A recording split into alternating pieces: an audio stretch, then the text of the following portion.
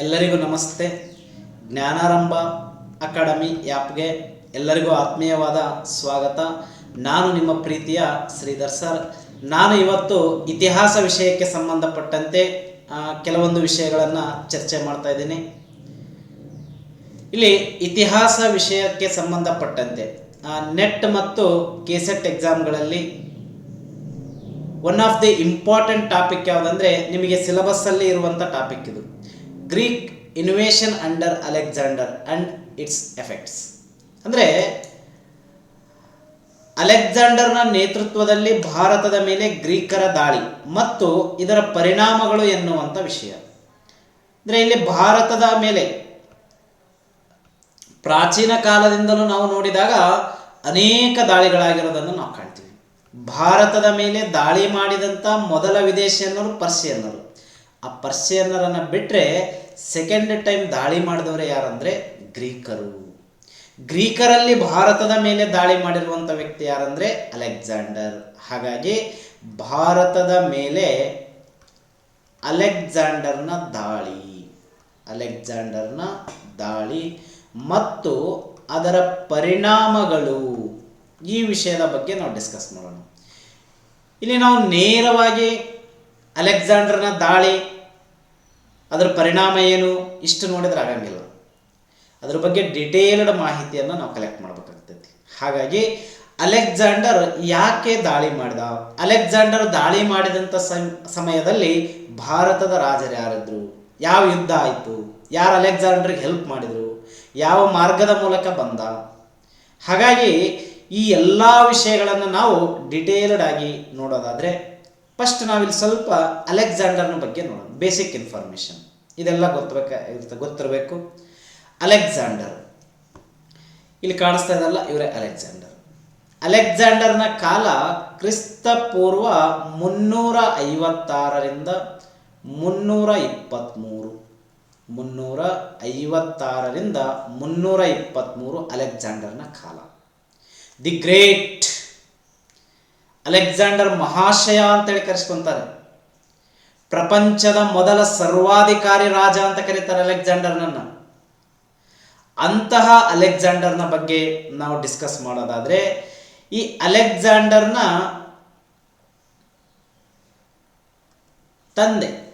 ತಂದೆ ಎರಡನೇ ಫಿಲಿಪ್ ಅಂತೇಳಿ, ತಾಯಿ ಒಲಂಪಿಯಾಸ್ ಅಂತೇಳಿ, ಅಲೆಕ್ಸಾಂಡರ್ನ ತಂದೆ ಎರಡನೇ ಫಿಲಿಪ್, ತಾಯಿ ಒಲಂಪಿಯಾಸ್. ಇನ್ನು ಅಲೆಕ್ಸಾಂಡರ್ ಜನಿಸಿದ್ದು ಕ್ರಿಸ್ತ ಪೂರ್ವ 356ರಲ್ಲಿ ಮ್ಯಾಸಿಡೋನಿಯಾದ, ಈ ಪ್ರೆಸೆಂಟ್ ಮ್ಯಾಸಿಡೋನಿಯಾ ಅಂದರೆ ಗ್ರೀಕ್ ದೇಶ, ಆ ಮ್ಯಾಸಿಡೋನಿಯಾದ ಪೆಲ್ಲಾ ಎಂಬ ಸ್ಥಳದಲ್ಲಿ ಜನಿಸ್ತಾರೆ. ಎಕ್ಸಾಕ್ಟ್ ಇವರು ಜನಿಸಿದಂಥ ಸ್ಥಳ ಪೆಲ್ಲಾ, ಮ್ಯಾಸಿಡೋನಿಯಾದ ಪೆಲ್ಲಾ ಎಂಬ ಸ್ಥಳದಲ್ಲಿ ಜನಿಸ್ತಾರೆ. ಯಾಕಂದ್ರೆ ನಾವು ಬೇಸಿಕ್ ಓದೋದೇ ಇಲ್ಲ. ಕೇಳ್ಬೋದು ಕ್ವಶನ್, ಅಲೆಕ್ಸಾಂಡರ್ ಇಲ್ಲಿ ದಾಳಿ ನಮಗೆ ಸಿಲೆಬಸ್ಗೆ ಐತೆ ಅಂದಮೇಲೆ ಅದು ಎಲ್ಲಿ ಜನಿಸಿದ ಅಂತ ಕೇಳ್ಬೋದು. ಅಲೆಕ್ಸಾಂಡರ್ ಮ್ಯಾಸಿಡೋನಿಯಾದ ಪೆಲ್ಲಾ ಎಂಬ ಸ್ಥಳದಲ್ಲಿ ಜನಿಸ್ತಾನೆ. ತಂದೆ ಎರಡನೇ ಫಿಲಿಪ್, ತಾಯಿ ಒಲಂಪಿಯಾಸ್ ಅಂತೇಳಿ. ಇನ್ನು ಅಲೆಕ್ಸಾಂಡರ್ನ ಗುರುಗಳು ಯಾರಂದರೆ ಅರಿಸ್ಟಾಟಲ್. ನೋಡಿ, ಶ್ರೇಷ್ಠ ತತ್ವಜ್ಞಾನಿಗಳು, ನಡೆದಾಡುವ ವಿಶ್ವಕೋಶ ಅಂತ ಕರೀತಾರೆ ಅರಿಸ್ಟಾಟಲ್ ಅವರನ್ನು. ಅಲೆಕ್ಸಾಂಡರ್ನ ಗುರು ಅರಿಸ್ಟಾಟಲ್ನ ಗುರು ಪ್ಲೇಟೋನ ಗುರು ಯಾರಂದ್ರೆ ಸಾಕ್ರಟಿಸ್. ಇವರನ್ನ ಶ್ರೇಷ್ಠ ತತ್ವಜ್ಞಾನಿಗಳು ಅಂತ ಕರಿತೀವಿ. ಈ ಅರಿಸ್ಟಾಟಲ್ ರಾಜ್ಯಶಾಸ್ತ್ರದ ಪಿತಾಮಹ ಅಂತ ಕರಿತೀವಿ.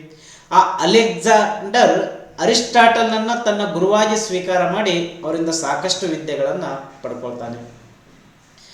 ಇನ್ನು ಅಲೆಕ್ಸಾಂಡರ್ನ ಪ್ರೀತಿಯ ವಸ್ತುಗಳು ಯಾವ್ಯಾವು ಅಂದರೆ, ಒಂದು ಖಡ್ಗ, ಇನ್ನೊಂದು ಹೋಮರ್ ಬರೆದಿರುವಂತಹ ಈಲಿಯಡ್ ಮಹಾಕಾವ್ಯ. ಹೋಮರ್ ಒಬ್ಬ ಕುರುಡು ಕವಿ. ಆ ಹೋಮರ್ ಬರೆದಿರುವಂತಹ ಈಲಿಯಡ್ ಮಹಾಕಾವ್ಯ ಹಾಗೂ ಖಡ್ಗ ಅಂದ್ರೆ ಭಯಂಕರ ಹುಚ್ಚ ಅಲೆಕ್ಸಾಂಡರ್. ಯಾಕಂದ್ರೆ ಇಡೀ ಪ್ರಪಂಚವನ್ನೇ ಗೆಲ್ಲಬೇಕನ್ಕೊಂಡಿರುವಂಥ ವ್ಯಕ್ತಿ. ಅಲೆಕ್ಸಾಂಡರ್ನನ್ನ ಪ್ರಪಂಚದ ಮೊದಲ ಸರ್ವಾಧಿಕಾರಿ ರಾಜ ಅಂತ ಕರಿತೀವಿ ನಾವು. ಹಾಗಾಗಿ ನಾನು ಇಡೀ ವಿಶ್ವವನ್ನೇ ಗೆಲ್ಲಬೇಕೆಂದುಕೊಂಡಿರುವಂಥ ವ್ಯಕ್ತಿ. ಅರ್ಧ ವಿಶ್ವವನ್ನೇ ಗೆದ್ದಿರ್ತಾನೆ ಅಲೆಕ್ಸಾಂಡರ್. ಈತ ಬದುಕಿದ್ದು ನೋಡಿ ಕೇವಲ 33 ವರ್ಷ. 33 ವರ್ಷದಲ್ಲಿ ಇಡೀ ಪ್ರಪಂಚಕ್ಕೆ ತನ್ನ ಪರಿಚಯವನ್ನು ಮಾಡಿಕೊಟ್ಟಿರುವಂಥ ವ್ಯಕ್ತಿ ಯಾರಂದರೆ ಅಲೆಕ್ಸಾಂಡರ್. ಆ ಅಲೆಕ್ಸಾಂಡರ್ನ ಪ್ರೀತಿಯ ವಸ್ತುಗಳು ಯಾವುವಂದರೆ ಖಡ್ಗ, ಇನ್ನೊಂದು ಹೋಮರ್ ಬರೆದಿರುವಂಥ ಈಲಿಯಡ್ ಮಹಾಕಾವ್ಯ. ಇನ್ನು ಅಲೆಕ್ಸಾಂಡರ್ನ ಮೂಲ ಹೆಸರು ಸಿಕಂದರ್ ಅಂತ ಹೇಳಿ. ಅಲೆಕ್ಸಾಂಡರ್ನ ಮೂಲ ಹೆಸರು ಏನಂದರೆ ಸಿಕಂದರ್. ಇನ್ನು ಅಲೆಕ್ಸಾಂಡರ್ನ ಒಂದು ಫೇವ್ರೆಟ್ ಕುದುರೆ ಇರ್ತತಿ. ಆತನ ಅಚ್ಚುಮೆಚ್ಚಿನ ಕುದುರೆ ಯಾವುದಂದ್ರೆ ಬ್ಯಾಸಿಪೆಲ ಅಥವಾ ಬ್ಯೂಸಿಪೆಲ ಅಂತ ಕರೀತಾರೆ. ಬ್ಯಾಸಿಪೆಲ. ಈ ಬ್ಯಾಸಿಪೆಲ ಎನ್ನುವಂಥದ್ದು ಅಲೆಕ್ಸಾಂಡರ್ನ ಪ್ರೀತಿಯ ಕುದುರೆ. ಅಲೆಕ್ಸಾಂಡರ್ನ ಅಚ್ಚುಮೆಚ್ಚಿನ ಕುದುರೆ ಯಾವುದಂದ್ರೆ ಬ್ಯಾಸಿಪೆಲ ಎನ್ನುವಂಥದ್ದು ಅಲೆಕ್ಸಾಂಡರ್ನ ಪ್ರೀತಿಯ ಕುದುರೆಯಾಗಿತ್ತು. ಇನ್ನು ಅಲೆಕ್ಸಾಂಡರ್ನಿಗೆ 3 ಜನ ಹೆಂಡತಿ ಇರ್ತಾರೆ ನೋಡ್ರಿ. 3 ಜನ ಹೆಂಡತಿಯರು ಅಲೆಕ್ಸಾಂಡರ್ನಿಗೆ. ಯಾರ್ಯಾರು? ರೊಕ್ಸಾನಾ ಅನ್ನೋರೊಬ್ರು ಅಥವಾ ರಕ್ಸಾನಾ ಅಥವಾ ರೊಕ್ಸಾನಾ ಅಂತೇಳಿ ಒಬ್ಬ ಮಹಿಳೆ,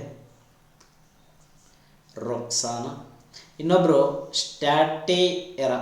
ಸ್ಟ್ಯಾಟೇರಾ ಎನ್ನುವಂಥರೊಬ್ಬ ಮಹಿಳೆ. ಇನ್ನೊಬ್ರು ಯಾರಂದರೆ ಪ್ಯಾರಿಸೆಟಿಸ್ ಸೆಕೆಂಡ್. ನೋಡಿ ಹೆಸರು ಸ್ವಲ್ಪ ಡಿಫಿಕಲ್ಟ್ ಅದು, ಅದಕ್ಕೆ ನೀವು ಓದ್ಲಿ ಅಂತೇಳಿ ಆ ಚಿತ್ರನೇ ಹಾಕ್ಬಿಟ್ಟಿನಿ. ಕೇಳಬಹುದು ಅಲೆಕ್ಸಾಂಡರ್ಗೆ ಎಷ್ಟು ಸ್ಟೇಟ್ಮೆಂಟ್ ವೈಸ್ ಕೇಳಿದಾಗ ಇಂಥವು ಹಾಕ್ಬೋದು. ಅಲೆಕ್ಸಾಂಡರ್ಗೆ 3 ಜನ ಹೆಂಡತಿಯರಿದ್ದರು, ಅಲೆಕ್ಸಾಂಡರ್ಗೆ 2 ಜನ ಹೆಂಡತಿಯರಿದ್ದರು. ಹಿಂಗೆ ಕೊಟ್ಟು ಯಾವ್ದು ರಾಂಗು ಯಾವ ತಪ್ಪು ಹಿಂಗೆ ಕೇಳ್ಬೋದು. ಕ್ವಶನ್ ಯಾವ ಆ್ಯಂಗಲ್ಲೇ ಬೇಕಾದರೂ ಕೇಳ್ಬೋದು. ಹೆಂಗೆ ಕೇಳಿದ್ರು ಬರೆಯೋಂಗೆ ನಾವು ರೆಡಿ ಇರಬೇಕು. ಹಾಗಾಗಿ ಅಲೆಕ್ಸಾಂಡರ್ನಿಗೆ ಎಷ್ಟು ಜನ ಹೆಂಡತಿಯರಿದ್ರು ಅಂದರೆ 3 ಜನ ಹೆಂಡತಿಯರಿದ್ದರು. ಇನ್ನು ಅಲೆಕ್ಸಾಂಡರ್ನ ತಂದೆ ಯಾರು? ಅಲೆಕ್ಸಾಂಡರ್ನ ತಂದೆ 2ನೇ ಫಿಲಿಪ್ಪು. ಆ 2ನೇ ಫಿಲಿಪ್ಪನಿಗೆ ಒಂದು ಆಸೆ ಇರ್ತೈತಿ. ಏನು ಆಸೆ ಅಂದರೆ ಇಲ್ಲಿ ಪರ್ಷಿಯಾ ದೇಶ, ಭಾರತದ ಮೇಲೆ ದಾಳಿ ಮಾಡಿದಂಥ ಮೊದಲ ವಿದೇಶ ಅಂದರೆ ಪರ್ಷಿಯನ್, ಈಗಿನ ಇರಾನನ್ನು ಅವ ಪರ್ಷಿಯಾ ಅಂತ ಕರಿತಿದ್ರು. ಈ ಪರ್ಷಿಯಾ ದೇಶದೊಳಗೆ ಒಂದು ಸಾಮ್ರಾಜ್ಯ ಇರ್ತೈತಿ. ಆ ಸಾಮ್ರಾಜ್ಯ ಯಾವುದಂದ್ರೆ ಅಕೇಮಿಯನ್ ಸಾಮ್ರಾಜ್ಯ. 1ನೇ ಸೈರಸ್ ಅಂತೇಳಿ ಅಕೇಮಿಯನ್ ಸಾಮ್ರಾಜ್ಯವನ್ನು ಕಟ್ಟಿರ್ತಾರೆ. ಬಟ್ 2ನೇ ಫಿಲಿಪ್ಪನಿಗೆ ಆ ಪರ್ಷಿಯಾ ಸಾಮ್ರಾಜ್ಯವನ್ನು ಗೆಲ್ಲಬೇಕು, ಅಲ್ಲಿ ನನ್ನ ಆಳ್ವಿಕೆಯನ್ನು ಸ್ಟಾರ್ಟ್ ಮಾಡ್ಬೇಕು ಅನ್ನೋದು ಭಯಂಕರ ಹುಚ್ಚು, ಆಸೆ. ಬಟ್ ಆ ಆಸೆ ಈಡೇರಲ್ಲ. ಯಾಕಂದರೆ ಆ 2ನೇ ಫಿಲಿಪ್ ಮರಣ ಹೊಂದಿಬಿಡ್ತಾನೆ, ಕೊಲೆ ಆಗ್ತಾನೆ. 2ನೇ ಫಿಲಿಪ್ ಕ್ರಿಸ್ತ ಪೂರ್ವ 336ರಲ್ಲಿ ಕೊಲೆಯಾದ. ಅಂಥ ಟೈಮಲ್ಲಿ ಅಲೆಕ್ಸಾಂಡರ್ಗೆ ಏನಂದರೆ ಕೇವಲ 20 ವರ್ಷ ವಯಸ್ಸು ಅಲೆಕ್ಸಾಂಡರ್ಗೆ. ಅವ್ರ ತಂದೆಯನ್ನು ಕಳ್ಕೊಂಡ್ಬಿಟ್ರು. ತನ್ನ 20ನೇ ವಯಸ್ಸಿನಲ್ಲಿನೇ ಅಲೆಕ್ಸಾಂಡರ್ ಏನಾದ ಅಂದರೆ ಮ್ಯಾಸಿಡೋನಿಯಾದ ರಾಜನಾದ. ಮ್ಯಾಸಿಡೋನಿಯಾ ಪ್ರೆಸೆಂಟ್ ಯಾವುದು? ಗ್ರೀಸ್. ಆ ಮ್ಯಾಸಿಡೋನಿಯಾದ ರಾಜನಾದ. ಅವಾಗ ಅಲೆಕ್ಸಾಂಡರ್ ಯೋಚನೆ ಮಾಡ್ತಾನೆ, ನನ್ನ ತಂದೆಯ ಆಸೆ ಏನು? ನನ್ನ ತಂದೆಗೆ ಏನು ಆಸೆ ಇತ್ತು? ಪರ್ಷಿಯಾವನ್ನು ಗೆಲ್ಲಬೇಕನ್ನೋ ಆಸೆ ಇತ್ತು. ನಾನೇಕೆ ನನ್ನ ತಂದೆಯ ಆಸೆಯನ್ನು ಈಡೇರಿಸಬಾರ್ದು ಅಂತೇಳಿ ಪರ್ಷಿಯಾದ ಮೇಲೆ ದಾಳಿ ಮಾಡ್ತಾನೆ.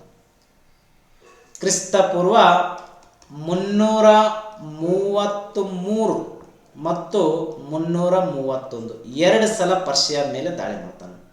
ಅದಕ್ಕಿಂತ ಮುಂಚೆ ಆಲ್ರೆಡಿ ಅಲೆಕ್ಸಾಂಡರ್ ಏನಂದರೆ ಪೂರ್ವ ಏಷ್ಯಾದ ಭಾಗಗಳನ್ನು ಗೆದ್ದಿದ್ದ, ಈಜಿಪ್ಟನ್ನು ಗೆದ್ದು ಪರ್ಷಿಯಾದ ಮೇಲೆ ದಾಳಿ ಮಾಡ್ತಾನೆ. ಪರ್ಷಿಯಾದ ಮೇಲೆ ದಾಳಿ ಮಾಡಿ ಕ್ರಿಸ್ತ ಪೂರ್ವ 333ರಲ್ಲಿ ಆ ಪರ್ಷಿಯಾದ ರಾಜ 3ನೇ ಡೇರಿಯಸ್ ಅಂತ ಇರ್ತಾನೆ. 3ನೇ ಡೇರಿಯಸ್ನನ್ನು ಸೋಲಿಸ್ತಾನೆ. ಅವನನ್ನು ಸೋಲಿಸಿ ಅಕೇಮಿಯನ್ ಸಾಮ್ರಾಜ್ಯವನ್ನು ವಶಪಡಿಸಿಕೊಂಡ.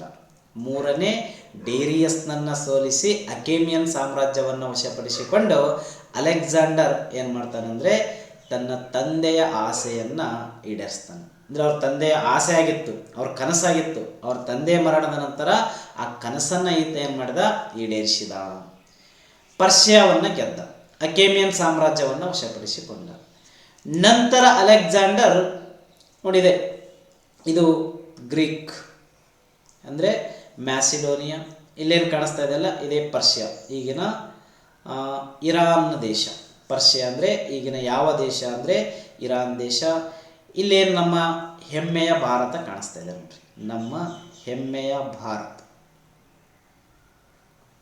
ಇಲ್ಲಿ, ಇದು ನಮ್ಮ ಭಾರತ ದೇಶ.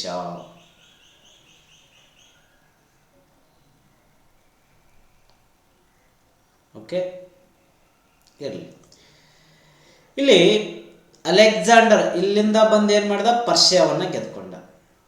ಪರ್ಷಿಯಾವನ್ನು ಗೆದ್ದು ಅಲ್ಲಿಂದ ಮುಂದುವರಿತಾನೆ ಕಾಬೂಲನ್ನು ಗೆದ್ಕೊಂತಾನೆ. ಇಲ್ಲಿ ಕಾಬೂಲ್ ಈ ಕಡೆ ಸ್ವಲ್ಪ ಮೇಲೆ ಅಫ್ಘಾನಿಸ್ತಾನ ಭಾಗ ಯಾವುದು, ಕಾಬೂಲ್ ಅಂತೇಳಿ. ಆ ಕಾಬೂಲನ್ನು ಗೆದ್ಕೊಂಡ.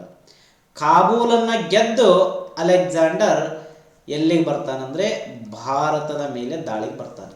ನೋಡಿ, ಅಲೆಕ್ಸಾಂಡರ್ ಪರ್ಷಿಯಾವನ್ನು ಗೆದ್ದು ಕಾಬೂಲನ್ನು ಗೆದ್ದು ಸಿಂಧ್ ಪ್ರಾಂತ್ಯಕ್ಕೆ ಬರ್ತಾನೆ, ಸಿಂಧೂ ನದಿ ಹತ್ರ ಬರ್ತಾನೆ. ಹಾಗಾಗಿ ಅವಾಗ ಅಲೆಕ್ಸಾಂಡರ್ ಏನು ಮಾಡ್ತಾನೆ, ಭಾರತದ ಮೇಲೆ ದಾಳಿ ಮಾಡ್ತಾನೆ. ಹಾಗಾದರೆ ಅಲೆಕ್ಸಾಂಡರ್ ಭಾರತದ ಮೇಲೆ ದಾಳಿ ಮಾಡಿದ, ಓಕೆ, ನಮ್ಮ ಟಾಪಿಕ್ಕೇ ಇದು ಇರೋದು, ಅಲೆಕ್ಸಾಂಡರ್ನ ದಾಳಿ. ಹಾಗಾದರೆ ಅಲೆಕ್ಸಾಂಡರ್ ಭಾರತದ ಮೇಲೆ ದಾಳಿಯನ್ನು ಮಾಡಲಿಕ್ಕೆ ಏನು ರೀಸನ್ಗಳಿದ್ವು, ಯಾಕೆ ದಾಳಿ ಮಾಡಿದ? ಅಲೆಕ್ಸಾಂಡರ್ ಭಾರತದ ಮೇಲೆ ದಾಳಿ ಮಾಡಲು ಕಾರಣ ಏನು? ಒಂದು, ಅಲೆಕ್ಸಾಂಡರ್ನ ಉದ್ದೇಶನೇ ಏನಾಗಿತ್ತು, ಇಡೀ ವಿಶ್ವವನ್ನೇ ಗೆಲ್ಲಬೇಕು, ಇಡೀ ವಿಶ್ವವನ್ನೇ ಗೆಲ್ಲಬೇಕು. ಇದು ಅಲೆಕ್ಸಾಂಡರ್ನ ದಾಳಿಯ ಉದ್ದೇಶ. ಒಂದು ಉದ್ದೇಶ, ಇಡೀ ಪ್ರಪಂಚವನ್ನೇ ಗೆಲ್ಲಬೇಕು ಎನ್ನುವಂಥ ಉದ್ದೇಶ ಹೊಂದಿದ್ದ ಅಲೆಕ್ಸಾಂಡರ್. ಬಟ್ ಅವನಿಗೆ ಪ್ರಪಂಚದ ನಕ್ಷೆನೇ ತಿಳಿದಿರಲಿಲ್ಲ. ಅವಾಗ ಅರಿಸ್ಟಾಟಲ್ ಬುದ್ಧಿ ಹೇಳ್ತಾರೆ. ಹಾಗಾಗಿ ಒಂದು ಉದ್ದೇಶ, ಇಡೀ ವಿಶ್ವವನ್ನೇ ಗೆಲ್ಲಬೇಕು. ಎರಡನೇದೇನೆಂದರೆ, ಇಲ್ಲಿ ಅಲೆಕ್ಸಾಂಡರ್ ಯಾವ ಪ್ರದೇಶವನ್ನು ಗೆದ್ದುಕೊಂಡ, ಪರ್ಷಿಯಾವನ್ನು ಗೆದ್ದುಕೊಂಡ. ನಾ ಆಗಲೇ ಹೇಳಿದೆ, ಭಾರತದ ಮೇಲೆ ದಾಳಿ ಮಾಡಿದಂಥ ಮೊದಲನೇ ವಿದೇಶಿಯನ್ನರು ಪರ್ಷಿಯನ್ನರು, ಎರಡನೇ ವಿದೇಶಿಯನ್ನರು ಅಂದರೆ ಗ್ರೀಕರು. ಅಲೆಕ್ಸಾಂಡರ್ ಅಂದರೆ ಅಲೆಕ್ಸಾಂಡರ್ನಿಗಿಂತ ಮುಂಚೆನೇ ಭಾರತದ ಮೇಲೆ ಯಾರು ದಾಳಿ ಮಾಡಿದ್ರು ಅಂದರೆ ಪರ್ಷಿಯನ್ನರು ದಾಳಿ ಮಾಡಿದ್ರು. ಆ ಪರ್ಷಿಯನ್ನರು ಭಾರತದ ಪ್ರದೇಶಗಳನ್ನು ಗೆದ್ದುಕೊಂಡಿದ್ರು. ಅವಾಗ ಅಲೆಕ್ಸಾಂಡರ್ ಯೋಚನೆ ಮಾಡ್ತಾನೆ, ಪರ್ಷಿಯಾ ದೇಶವನ್ನು ನಾ ಗೆದ್ದುಕೊಂಡಿನಿ, ಪರ್ಷಿಯನ್ನರು ಭಾರತವನ್ನು ಗೆದ್ದಿದ್ದಾರೆ. ಹಾಗಾಗಿ ನಾನು ಭಾರತದ ಮೇಲೆ ದಾಳಿ ಮಾಡಿ ಆ ಪರ್ಷಿಯನ್ನರ ಪ್ರದೇಶಗಳನ್ನು ವಶಪಡಿಸಿಕೊಳ್ಳಬೇಕು ಅಂತೇಳಿ ದಾಳಿ ಮಾಡ್ತಾನೆ. ಹಾಗಾಗಿ ಎರಡನೇ ರೀಸನ್ ಏನಂದರೆ ಭಾರತದಲ್ಲಿ ಪರ್ಷಿಯನ್ನರ ಪ್ರದೇಶಗಳನ್ನು ವಶಪಡಿಸಿಕೊಳ್ಳೋದು. ಇನ್ನು ಮೂರನೇ ಉದ್ದೇಶ ಏನಂದರೆ ಹೆರೋಡಟಸ್ನ ಹೇಳಿಕೆಗಳು. ಯಾರು ಹೆರೋಡಟಸ್? ಇತಿಹಾಸದ ಪಿತಾಮಹ, ಫಾದರ್ ಆಫ್ ಹಿಸ್ಟ್ರಿ ಅಂತೇಳಿ ಹೆರೋಡಟಸ್. ಈ ಹೆರೋಡಟಸ್ ಭಾರತದ ಬಗ್ಗೆ ಉಲ್ಲೇಖ ಮಾಡಿರ್ತಾನೆ. ಹೆರೋಡಟಸ್ನ ಗ್ರಂಥ ಯಾವುದು? The history of Persian war ಅಂತೇಳಿ ಹೆರೋಡಟಸ್ನ ಗ್ರಂಥ the history of Persian war ಅಂತೇಳಿ ಇದು ಹೆರೋಡಟಸ್ನ ಗ್ರಂಥ. ಅಂದರೆ ಹೆರೋಡಟಸ್ ಇತಿಹಾಸದ ಪಿತಾಮಹ ಅಂತ ಕರಿತೀವಿ. ಅಂತ ಹೆರೋಡಟಸ್ ಭಾರತದ ಬಗ್ಗೆ ಉಲ್ಲೇಖ ಮಾಡಿರ್ತಾನೆ. ಭಾರತ ಒಂದು ನಾನು ನೋಡಿರುವ ಮಟ್ಟಿಗೆ, ಕೇಳಿರುವ ಮಟ್ಟಿಗೆ ಇರುವಂಥ ದೇಶಗಳಲ್ಲೇ ಅತಿ ಹೆಚ್ಚು ಜನಸಂಖ್ಯೆಯಿಂದ ಕೂಡಿರುವಂಥ ದೇಶ. ಭಾರತದ ಭೌಗೋಳಿಕ ಪ್ರದೇಶಗಳು ಅತ್ಯಂತ ಅನುಕೂಲಕರವಾಗಿವೆ. ಭಾರತ ಸಂಪತ್ತು ಭರಿತ ದೇಶವಾಗಿದೆ ಅಂತೇಳಿ ಹೆರೋಡಟಸ್ ಭಾರತದ ಬಗ್ಗೆ ಉಲ್ಲೇಖವನ್ನು ಮಾಡಿರ್ತಾನೆ. ಹಾಗಾಗಿ ಆ ಉಲ್ಲೇಖಗಳನ್ನು ನೋಡಿ ಅಲೆಕ್ಸಾಂಡರ್ನಿಗೆ ಏನು ಅನಿಸ್ತತಿ, ನಾನು ಏಕೆ ಭಾರತದ ಮೇಲೆ ದಾಳಿ ಮಾಡಬಾರ್ದು ಅಂತ ಅನಿಸ್ತತಿ. ಮತ್ತೇನು ರೀಸನ್ ಅಂದರೆ ಭಾರತದ ವಾಯುವ್ಯ ಭಾಗದಲ್ಲಿ ಅಲೆಕ್ಸಾಂಡರ್ನಿಗೆ ಅನುಕೂಲಕರವಾದ ಪರಿಸ್ಥಿತಿ ಇತ್ತು. ಅಂದರೆ ಇವರೆಲ್ಲ ಬಂದಿದ್ದು ವಾಯುವ್ಯ ಭಾಗದ ಮೂಲಕ. ಆ ವಾಯುವ್ಯ ಭಾಗದ ಮೂಲಕ ಅಲೆಕ್ಸಾಂಡರ್ ದಾಳಿ ಮಾಡಲಿಕ್ಕೆ ಅತ್ಯಂತ ಅನುಕೂಲಕರವಾದ ವ್ಯವಸ್ಥೆ ಇತ್ತು. ಏನು ಅನುಕೂಲಕರ ವ್ಯವಸ್ಥೆ ಇತ್ತಂದರೆ ಅವಾಗ ಒಂದು ದೊಡ್ಡ ಸಾಮ್ರಾಜ್ಯ ಇರಲಿಲ್ಲ, ಸಣ್ಣ ಪುಟ್ಟ ರಾಜರಿದ್ದರು. ಆ ಸಣ್ಣ ಪುಟ್ಟ ರಾಜರು ಇಡೀ ವಿಶ್ವವನ್ನೇ ಗೆಲ್ಲಬೇಕೆಂದುಕೊಂಡಿರುವಂಥ ಅಲೆಕ್ಸಾಂಡರ್ನಿಗೆ ಸರಿಸಮಾನರಾಗಿರಲಿಲ್ಲ. ಹಾಗಾಗಿ ಈ ಎಲ್ಲ ಕಾರಣಗಳಿಂದ ಅಲೆಕ್ಸಾಂಡರ್ ದಾಳಿ ಮಾಡ್ತಾನೆ. ಏನೇನು ಕಾರಣಗಳು? ಇಡೀ ವಿಶ್ವವನ್ನೇ ಗೆಲ್ಲಬೇಕು, ಪರ್ಷಿಯಾ ಭಾರತದಲ್ಲಿ ಗೆದ್ದಿರುವಂಥ ಪ್ರದೇಶಗಳನ್ನು ವಶಪಡಿಸಿಕೊಳ್ಳೋದು, ಹೆರೋಡಟಸ್ನ ಹೇಳಿಕೆಗಳು, ವಾಯುವ್ಯ ಭಾಗ ಅಲೆಕ್ಸಾಂಡರ್ಗೆ ಅನುಕೂಲಕರವಾಗಿತ್ತು. ಇಷ್ಟು. ನೆಕ್ಸ್ಟು ಏನಾಗುತ್ತಂದರೆ ಅಲೆಕ್ಸಾಂಡರ್ ಇಲ್ಲಿ ಹೇಳಿದ ನಾನು, ಅಲೆಕ್ಸಾಂಡರ್ ಏನು ಮಾಡಿದ, ಕಾಬೂಲನ್ನು ಗೆದ್ದುಕೊಂಡ. ಫಸ್ಟ್ ಪರ್ಷಿಯಾವನ್ನು ಗೆದ್ದು ಅಲ್ಲಿಂದ ಏನು ಮಾಡಿದ ಅಂದರೆ ಕಾಬೂಲಿನ ಮೇಲೆ ದಾಳಿ ಮಾಡಿದ. ಕಾಬೂಲಿನ ಮೇಲೆ ದಾಳಿ ಮಾಡಿ ಕಾಬೂಲನ್ನು ಗೆದ್ದುಕೊಂಡ. ಕಾಬೂಲನ್ನು ಗೆದ್ದು ಇಲ್ಲಿ ಒಂದು ಎರಡು ಕಣಿವೆಗಳು ಬರ್ತವೆ. ಈಗಿನ ಪ್ರೆಸೆಂಟ್ ಪಾಕಿಸ್ತಾನ ಭಾಗದಲ್ಲಿ ಎರಡು ಪ್ರಸಿದ್ಧವಾದ ಕಣಿವೆ ಈ ಭಾಗದಲ್ಲಿ ಯಾವಂದರೆ ಒಂದು ಕುನರ್ ಅಂತೇಳಿ, ಕುನರ್, ಇನ್ನೊಂದು ಸ್ವಾತ್ ಅಂತೇಳಿ. ಒಂದು ಕುನರ್, ಇನ್ನೊಂದು ಸ್ವಾತ್. ಇವೆರಡು ಕಣಿವೆಗಳಿಗೆ ಬರ್ತಾನೆ. ಅವಾಗ ಅಲ್ಲಿನ ಗುಡ್ಡಗಾಡು ಜನರಿರ್ತಾರೆ. ಕುನರ್ ಮತ್ತು ಸ್ವಾತ್ ಕಣಿವೆಗಳಲ್ಲಿ ಗುಡ್ಡಗಾಡು ಜನರಿರ್ತಾರೆ. ಆ ಗುಡ್ಡಗಾಡು ಜನರನ್ನು ಸೋಲಿಸಿ ಕುನರ್ ಮತ್ತು ಸ್ವಾತ್ ಕಣಿವೆಗಳನ್ನು ಅಲೆಕ್ಸಾಂಡರ್ ವಶಪಡಿಸಿಕೊಂಡ. ಮತ್ತೆ ಅಲ್ಲಿ ನಿಲ್ಲಿಲ್ಲ ಅಂದರೆ ನೋಡಿ, ಒಮ್ಮೆದೊಮ್ಮೆಗ್ಲೆ ನಾವಿಲ್ಲಿ ಹೈಡಾಸ್ಪಸ್ ಕದನ, ಪೌರಸ್ ಅಂತ ಹೇಳಿದ್ರಲ್ಲ, ಇವೆಲ್ಲ ಗೊತ್ತಾಗಬೇಕು. ಕಾಲಾನುಕ್ರಮದಲ್ಲಿ ಕೇಳ್ಬೋದು. ಕುನರ್ ಮತ್ತು ಸ್ವಾತ್ ಕಣಿವೆಗಳನ್ನು ಗೆದ್ದುಕೊಂಡು ಅಲ್ಲಿಂದ ಮತ್ತೆ ತನ್ನ ಪ್ರಯಾಣವನ್ನು ಮುಂದುವರಿಸ್ತಾನೆ. ಅವಾಗ ಒಂದು ಬುಡಕಟ್ಟು ಜನಾಂಗ ಅಲೆಕ್ಸಾಂಡರ್ನನ್ನು ತಡೆಗಟ್ತತಿ. ಆ ಅಲೆಕ್ಸಾಂಡರ್ನನ್ನು ತಡೆಗಟ್ಟಿದಂಥ ಬುಡಕಟ್ಟು ಜನಾಂಗ ಯಾವುದಂದ್ರೆ ಅಶ್ವಕರು ಅಥವಾ ಅಸ್ಸಾಕಿ ನೋಯಿಗಳು ಅಂತ ಕರೀತಾರೆ. ಅಶ್ವಕರು ಅಥವಾ ಅಸ್ಸಾಕಿ ನೋಯಿಗಳು. ನೋಡಿ, P U college lecture exam 2018 P U college lecture ಎಕ್ಸಾಮ್ನಲ್ಲಿ ಕ್ವಶನ್ ಆಗಿದೆ ಇದು. ಅಲೆಕ್ಸಾಂಡರ್ನನ್ನು ಎದುರಿಸಿದ ಮೊದಲ ಬುಡಕಟ್ಟು ಜನಾಂಗ ಯಾವುದು ಅಂತ ಕೇಳಿದ್ದಾರೆ. ಅಲೆಕ್ಸಾಂಡರ್ನನ್ನು ಎದುರಿಸಿದಂಥ ಮೊದಲ ಬುಡಕಟ್ಟು ಜನಾಂಗ ಯಾವುದಂದ್ರೆ ಅಶ್ವಕರು ಅಥವಾ ಅಸ್ಸಾಕಿ ನೋಯಿಗಳು ಅಂತೇಳಿ ಕರೀತಾರೆ. ಅಶ್ವಕರು ಅಥವಾ ಅಸ್ಸಾಕಿ ನೋಯಿಗಳು ಅಲೆಕ್ಸಾಂಡರ್ನನ್ನು ಎದುರಿಸಿದಂತಹ ಮೊದಲ ಬುಡಕಟ್ಟು ಜನಾಂಗ.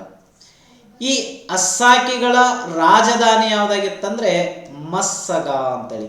ಮಸ್ಸಗ ಒಂದು ಕೋಟೆ ಕೂಡ ಇರ್ತದೆ ಅಲ್ಲಿ, ಮಸ್ಸಗ ಕೋಟೆ ಅಂತೇಳಿ. ಮಸ್ಸಗ ಕೋಟೆ ಅಂತೇಳಿ ಆ ಕೋಟೆ ಕೂಡ ಇತ್ತು. ಇದು ಅತ್ಯಂತ ಪ್ರಬಲವಾದ ಕೋಟೆ. ಅಲೆಕ್ಸಾಂಡರ್ ಆ ಅಶ್ವಕರ ಮೇಲೆ ದಾಳಿಯನ್ನ ಮಾಡಿದಾಗ ಅವನು ಅನ್ಕೊಂತಾನಂತೆ.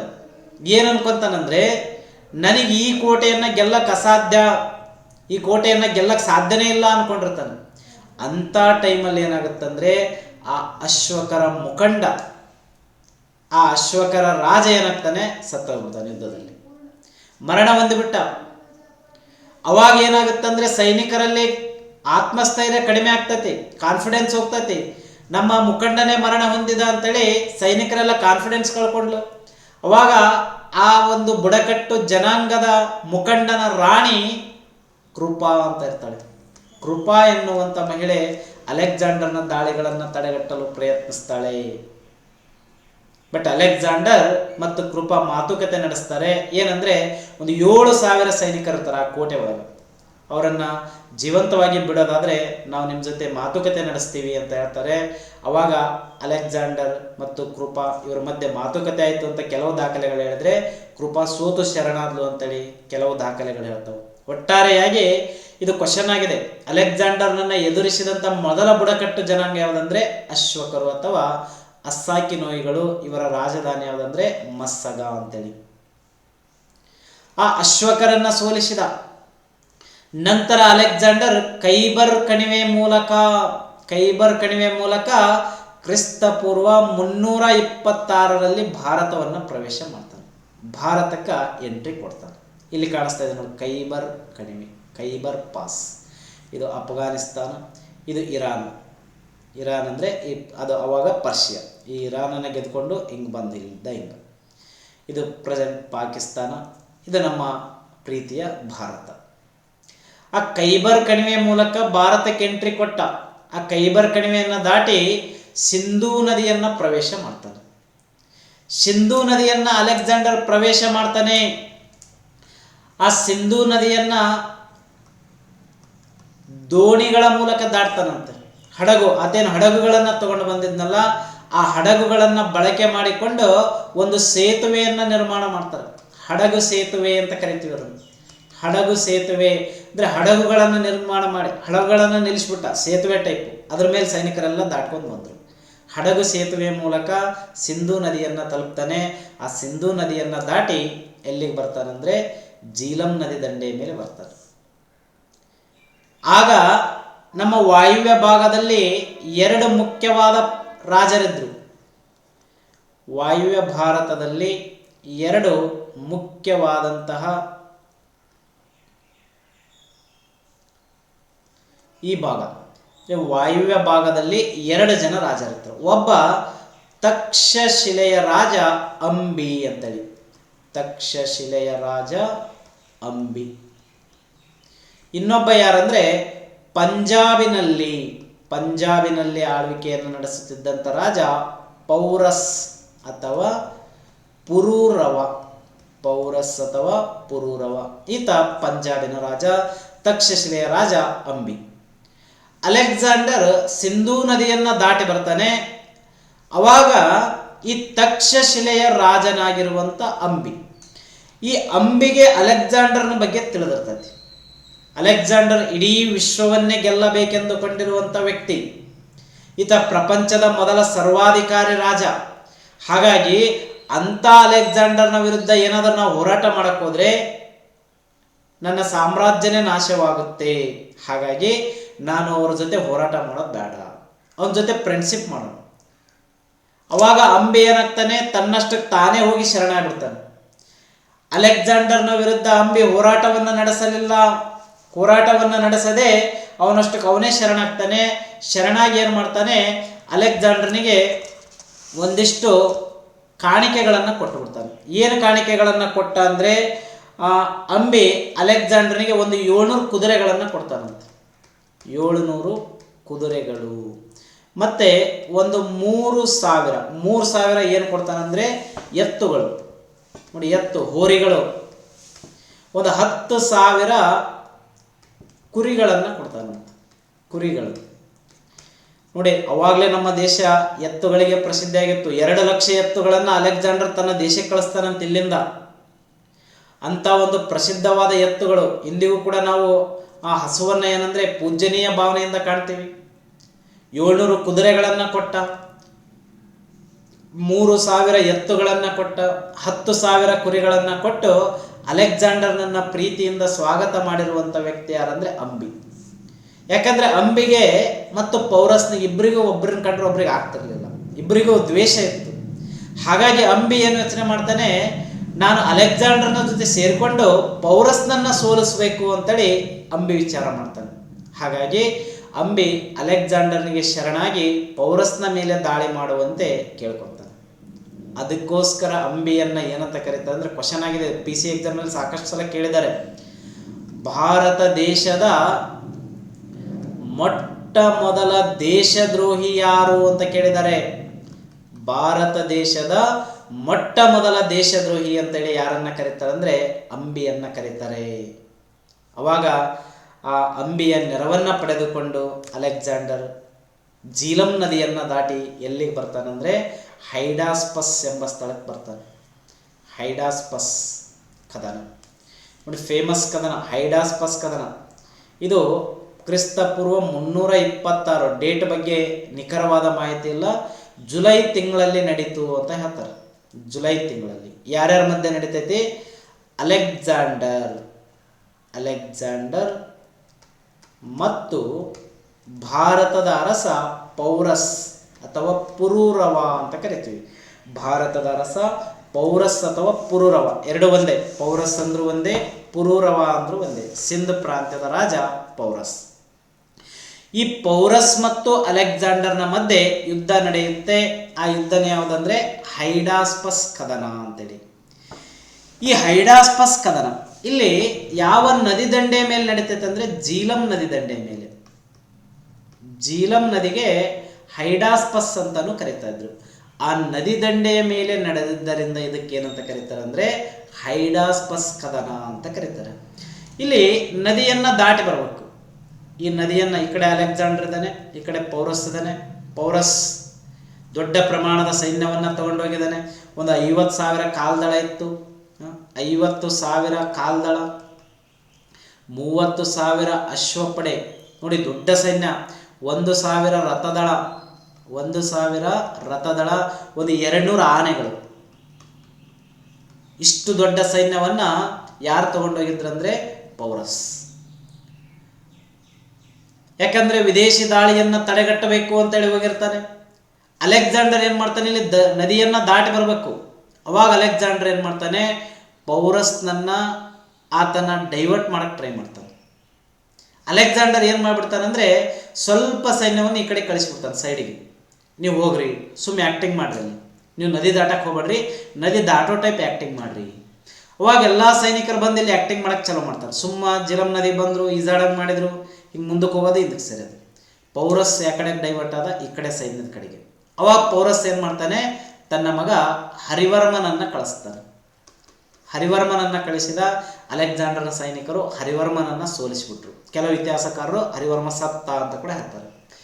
ಅವಾಗ ಪೌರಸ್ನ ಗಮನ ಈ ಕಡೆ ಆಗ್ತು. ಅವಾಗ ಅಲೆಕ್ಸಾಂಡರ್ ಏನು ಮಾಡ್ಬಿಟ್ಟ, ಒಮ್ಮೆದೊಮ್ಮಿಗ್ಲೇ ದಾಟಿ ಬಂದೇ ಬಿಟ್ಟ. ಜಿಲಂ ನದಿ ಹೆಂಗೆ ದಾಟಿದ ಗೊತ್ತೇ ಆಗಲಿಲ್ಲ. ಹಂಗೆ ದಾಟಿ ಪೌರಸ್ನ ಮುಂದೆ ಬಂದ್ಬಿಟ್ಟ. ಅವಾಗ ಯುದ್ಧ ನಡೀತೈತಿ. ಈ ಕಡೆ ಪೌರಸ್ನ ಕಡೆ ಹೆಚ್ಚಾಗಿ ಏನಂದ್ರೆ ಗಜಪಡೆ ಇತ್ತು. ಆ ಗಜಪಡೆಯನ್ನು ಮುಂದೆ ನಿಲ್ಲಿಸಿರ್ತಾನೆ.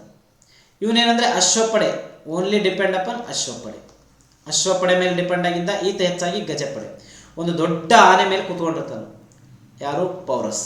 ಯುದ್ಧ ಮಾಡ್ತಾ ಇದ್ದ. ಬಟ್ ಪ್ರಕೃತಿ ಕೂಡ ಪೌರಸ್ನ ವಿರುದ್ಧವಾಗಿತ್ತು.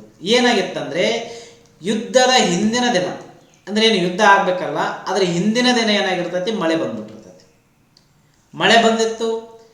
ಇಲ್ಲಿ ಪೌರಸ್ ಏನು ಮಾಡಿರ್ತಾನೆ, ಗಜಪಡೆಯನ್ನ ಮುಂದೆ ನಿಲ್ಲಿಸಿರ್ತಾನೆ. ಹಾಗಾಗಿ ಮಳೆ ಬಂದಿದ್ರಿಂದ ಆ ಆನೆಗಳು ಕೆಸರಿನಲ್ಲಿ ಸಿಲುಕೊಳ್ಳೋಕೆ ಸ್ಟಾರ್ಟ್ ಮಾಡಿದ್ವು. ಗಜಪಡೆ ಕೆಸರಿನಲ್ಲಿ ಸಿಲುಕಿಕೊಳ್ಳಲು ಆರಂಭಿಸಿತು. ಅಂಥ ಟೈಮಲ್ಲಿ ಅಲೆಕ್ಸಾಂಡರ್ ದಾಳಿ ಮಾಡ್ತಾನೆ. ನೋಡಿ, ಇಲ್ಲಿ ಕೂಡ ಪೌರಸ್ ತಪ್ಪು ಮಾಡ್ತಾನೆ. ಏನು ತಪ್ಪು ಮಾಡ್ತಾನೆ ಅಂದರೆ ಟೈಮ್ ಕೊಟ್ಟವನಿಗೆ. ಆ ಕಡೆ ಸೈನ್ಯ ಕಳಿಸ್ದಂಗೆ ಮಾಡಿದ, ಈ ಕಡೆ ಸೈನ್ಯ ಕಳಿಸ್ದಂಗೆ ಮಾಡಿದ, ಅದೆಲ್ಲ ನೋಡಬಾರ್ದಿತ್ತು. ದಾಳಿ ಮಾಡಿಬಿಡ್ಬೇಕಿತ್ತು.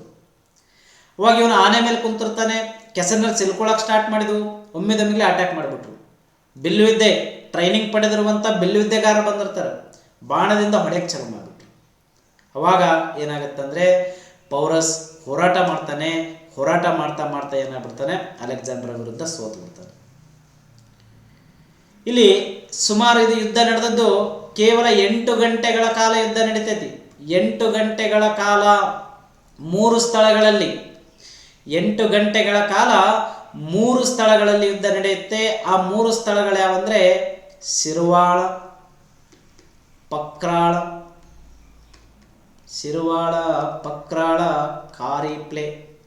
ಈ 3 ಸ್ಥಳಗಳು ಶಿರ್ವಾಳ, ಪಕ್ರಾಳ, ಕಾರಿಪ್ಲೆ. 3 ಸ್ಥಳಗಳಲ್ಲಿ 8 ಗಂಟೆಗಳ ಕಾಲ ಯುದ್ಧ ನಡೀತೈತಿ.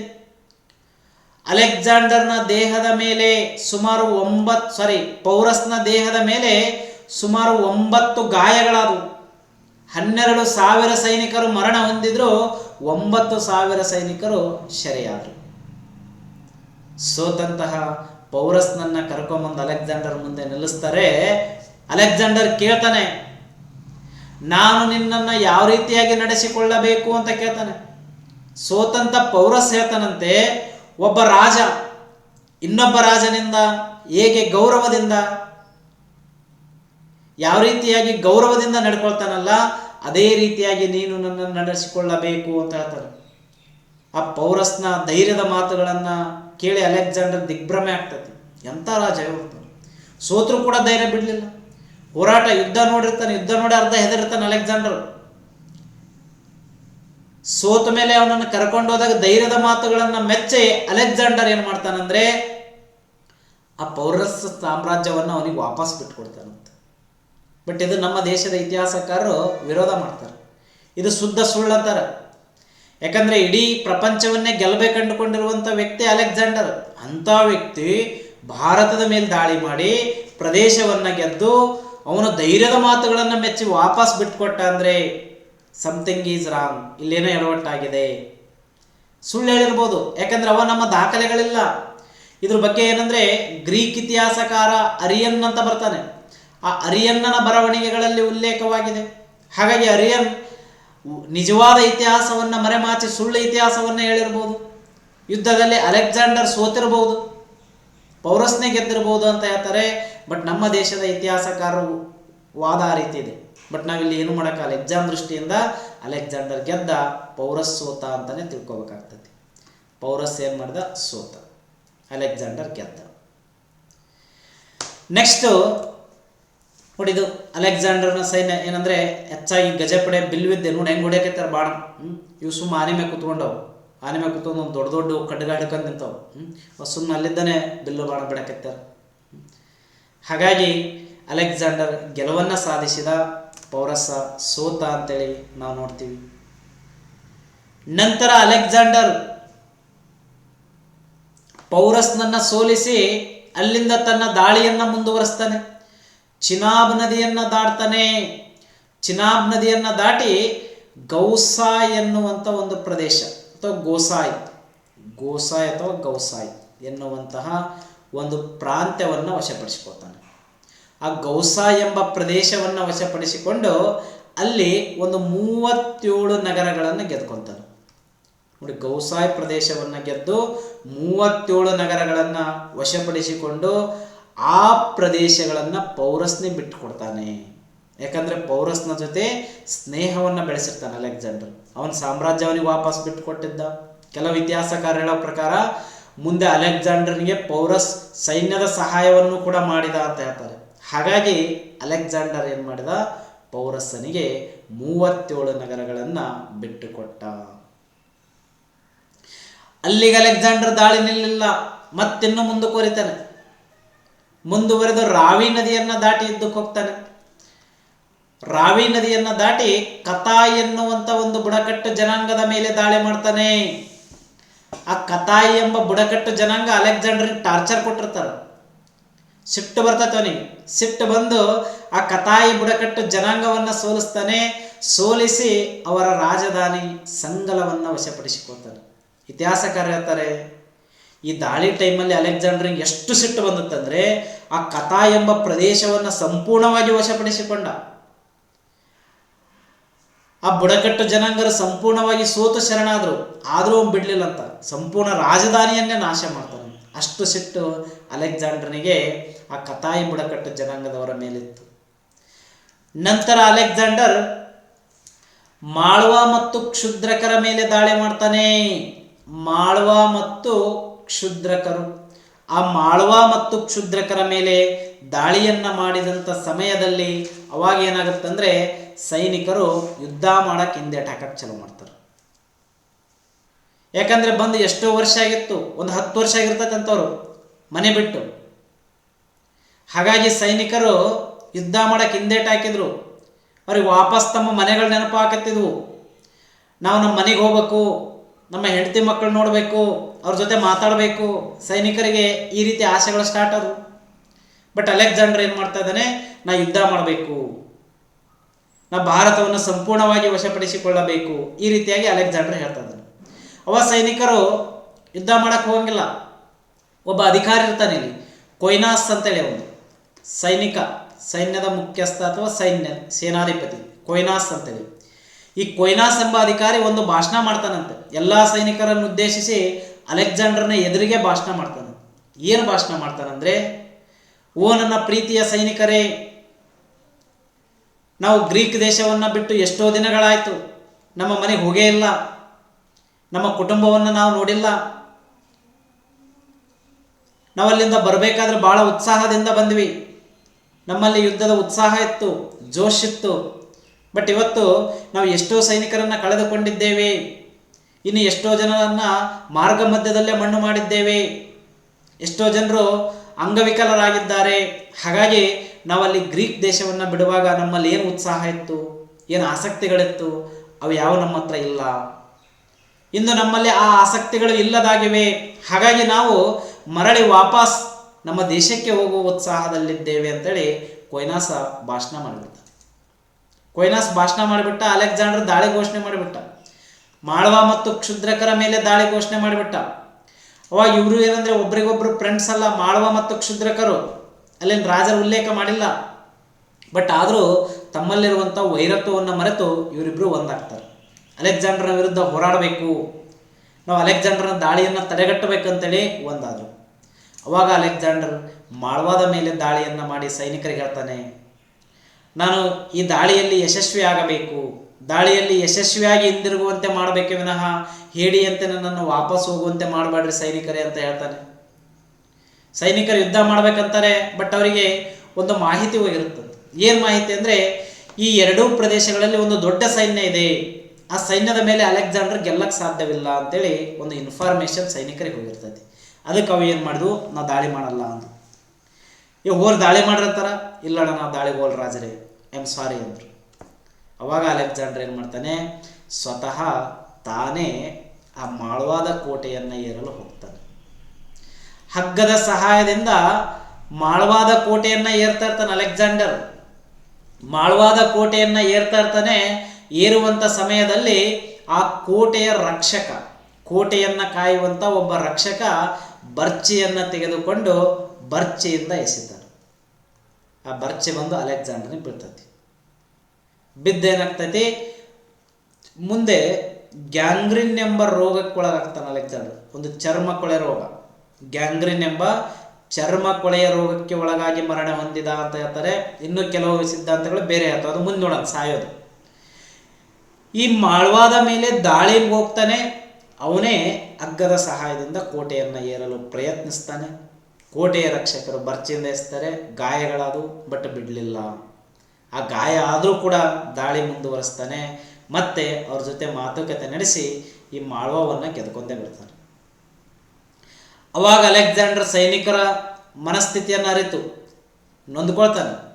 ಇಡೀ ಜಗತ್ತನ್ನೇ ಗೆಲ್ಲುವಂಥ ವ್ಯಕ್ತಿ ನಾನು, ನನ್ನ ಸೈನಿಕರನ್ನೇ ಗೆಲ್ಲಕ್ಕಾಗಲಿಲ್ಲ ಅಂತೇಳಿ ನೋವನ್ನು ವ್ಯಕ್ತಪಡಿಸ್ತಾನೆ. ವಾಪಸ್ ತನ್ನ ದೇಶಕ್ಕೆ ಹೋಗಬೇಕು ಅಂತೇಳಿ ಹೋಗ್ತಾ ಇರ್ತಾನೆ. ಹೋಗುವಂಥ ಸಮಯದಲ್ಲಿ ಸಿಂಧ್ ಪ್ರಾಂತ್ಯವನ್ನು ತಲುಪಿ ಅಲ್ಲಿ ಪ್ಯಾಟಲಿನ್ ಅಥವಾ ಪಟಾಲ ಎನ್ನುವಂಥ ಪ್ರದೇಶವನ್ನು ಗೆದ್ಕೊತಾನೆ. ಪ್ಯಾಟಲಿನ್ ಅಥವಾ ಪಟಾಲ. ಈ ಪ್ಯಾಟಲಿನ್ ಅಥವಾ ಪಟಾಲ ಎನ್ನುವಂಥ ಪ್ರದೇಶವನ್ನು ಗೆದ್ದು ಅಲೆಕ್ಸಾಂಡರ್ ಏನು ಮಾಡ್ತಾನೆ, ಮತ್ತೆ ತನ್ನ ಸೈನ್ಯವನ್ನು 2 ಭಾಗಗಳಾಗಿ ವಿಭಾಗ ಮಾಡ್ತಾನೆ. ಒಂದು ಭಾಗವನ್ನು ಸಮುದ್ರದ ಮೂಲಕ ಕಳಿಸ್ತಾನೆ. ಮತ್ತೊಂದು ಭಾಗ, 2ನೇ ಭಾಗವನ್ನು ಯಾವುದ್ರ ಮೂಲಕ ಅಂದರೆ ಬಲೂಚಿಸ್ತಾನದ ಮೂಲಕ ಮರಳುಗಾಡಿನ ಮೂಲಕ ಹೋಗ್ತಾರೆ. ಬಲೂಚಿಸ್ತಾನದಲ್ಲಿ ಮರಳುಗಾಡಿನ ಮೂಲಕ ಸಂಚರಿಸಿ ಬ್ಯಾಬಿಲೋನನ್ನು ತಲುಪ್ತಾರೆ. ಇಲ್ಲಿ ಇದು ಕೂಡ ಕ್ವಶನ್ ಆಗಿದೆ ನೋಡಿ. ಅಲೆಕ್ಸಾಂಡರ್ನು ಭಾರತದಲ್ಲಿ ಗೆದ್ದಂಥ ಕೊನೆಯ ಪ್ರದೇಶ ಯಾವುದು ಅಂತ ಕೇಳಿದ್ದಾರೆ. ಇದೇ ಲಾಸ್ಟು. ಪ್ಯಾಟಲಿನ್ ಅಥವಾ ಪಟಾಲ ಎನ್ನುವಂಥದ್ದು ಅಲೆಕ್ಸಾಂಡರ್ ಭಾರತದಲ್ಲಿ ಗೆದ್ದಂತಹ ಕೊನೆಯ ಪ್ರದೇಶ. ಅದನ್ನು ಗೆದ್ದು ಏನು ಮಾಡ್ದ, ಸೈನ್ಯವನ್ನು 2 ಭಾಗಗಳಾಗಿ ಮಾಡಿ ಒಂದು ಸೈನ್ಯವನ್ನು ಸಮುದ್ರದ ಮೂಲಕ ಕಳಿಸ್ತಾನೆ. ಇನ್ನೊಂದು ಸೈನ್ಯ ಬಲೂಚಿಸ್ತಾನದಲ್ಲಿ ಮರಳುಗಾಡಿನ ಮೂಲಕ ಹೋಗುತ್ತೆ. ಆ ಮರಳುಗಾಡಿನ ಮೂಲಕ ಬ್ಯಾಬಿಲೋನನ್ನು ತಲುಪುತ್ತೆ. ಬ್ಯಾಬಿಲೋನನ್ನು ತಲುಪಿ ಅಲೆಕ್ಸಾಂಡರ್ ಭಾರತದಲ್ಲಿ ಗೆದ್ದಂಥ ಕೊನೆಯ ಪ್ರದೇಶ ಪ್ಯಾಟಲಿನ್. ಬ್ಯಾಬಿಲೋನನ್ನು ತಲುಪ್ತಾನೆ. ಬ್ಯಾಬಿಲೋನನ್ನು ತಲುಪಿ ಅಲ್ಲೇ ಕ್ರಿಸ್ತಪೂರ್ವ 323ರಲ್ಲಿ ಮರಣವನ್ನು ಹೊಂದಿದ. 323ರಲ್ಲಿ ಮರಣವನ್ನು ಹೊಂತಾನೆ. ಅಲೆಕ್ಸಾಂಡರ್ನ ಸಮಾಧಿ ಎಲ್ಲಿದೆ ಅಂದರೆ ಬ್ಯಾಬಿಲೋನ್ನಲ್ಲಿದೆ.